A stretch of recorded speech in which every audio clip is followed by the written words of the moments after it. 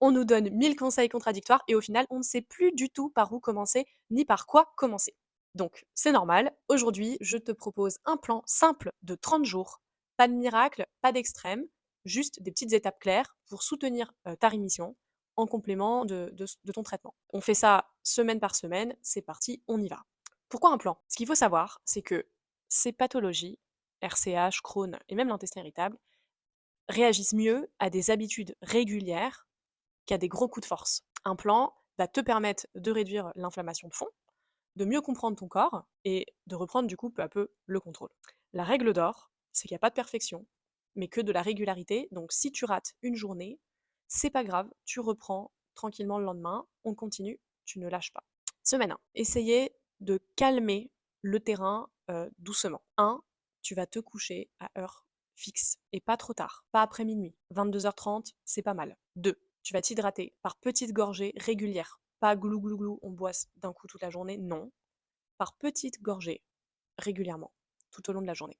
3, tu vas faire une marche douce, un exercice physique doux, 15-20 minutes par jour. Pareil, tu peux prendre ce temps, tout le monde là, ça se fait. 4, un journal, voilà, 1 minute, tu notes tes selles, tes douleurs, tes émotions. Si tu as des aliments suspects, tu notes absolument tout le soir. Rien qu'avec ça, tu vas commencer, ce sera un petit peu plus clair pour toi, tu vas commencer à sentir une petite différence. Ensuite, semaine 2, manger plus intelligemment. Donc là, je te demande pas de tout supprimer, de tout arrêter, mais vraiment de rendre plus digeste. Donc tu vas faire des repas simples, pas des bowls, des je sais pas quoi, non, des choses simples. Tu vas retirer ce qui est ultra transformé, tous les produits transformés. Tu vas supprimer tout ce qui tu vas mastiquer lentement et mastiquer bien tes aliments avant d'avaler. Ça doit être mais de la bouillie. Tu vas aussi fractionner tes repas, faire des petits repas et simples. À chaque fois vraiment très simples. Pas de mélangisme, pas de trucs de dingue. Vraiment des choses faciles. Et tu vas surtout noter. Tu vas garder ce calepin et noter les liens que tu fais. Et tout noter pendant 2 semaines. Faire tous les liens. Là déjà, tu vas passer un très grand cap. Mais il faut faire toutes ces étapes. Faut pas en louper une seule. Une chose en moins, tu vas passer à côté de choses. Donc vraiment tout noter.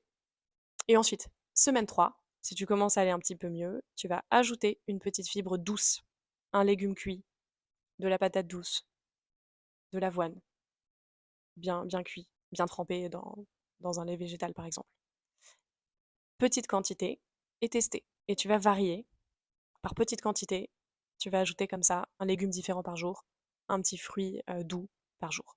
Et tu vas éviter d'introduire 4 nouveautés à la fois. Vraiment, un à la fois par jour. Pourquoi ça va être important? Parce que un microbiote diversifié protège bien mieux contre les rechutes et ça se fait progressivement. Il ne faut pas rester dans l'éviction totale sur du long terme, c'est mauvais aussi. Ensuite, 4e semaine, on va commencer à travailler sur ton axe intestin-cerveau, cerveau-intestin. Le stress chronique peut amplifier l'inflammation et peut même la déclencher en fonction de ton terrain. Donc, tu vas introduire des petites choses qui vont faire toute la différence. Par exemple, 3 fois par jour, tu vas respirer pendant 3 minutes. Sur 5 secondes inspi, 5 secondes expi. Tu vas arrêter les écrans avant de dormir 30 minutes avant d'être couché. Tu vas faire une activité qui te fait du bien. De la lecture, de la marche, des musiques qui te font du bien. Il faut calmer le système nerveux.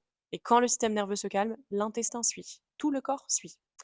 Alors, comment savoir? Comment tu vas t'organiser? Tu vas prendre un petit cahier et tu vas observer. Et tu vas écrire.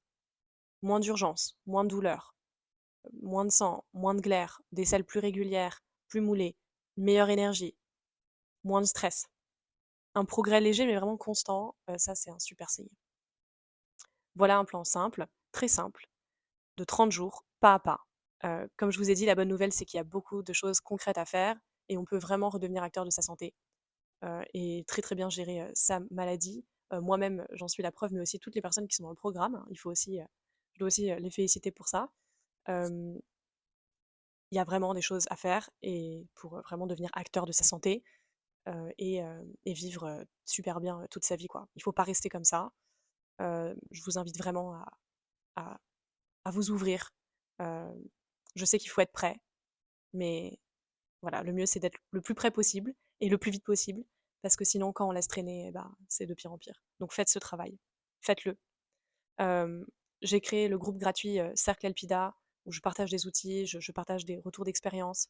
Vous y trouverez des conférences, des choses intéressantes. Donc, le lien est dans la description. Vraiment, il faut rejoindre le cercle et je vous invite vraiment à le rejoindre.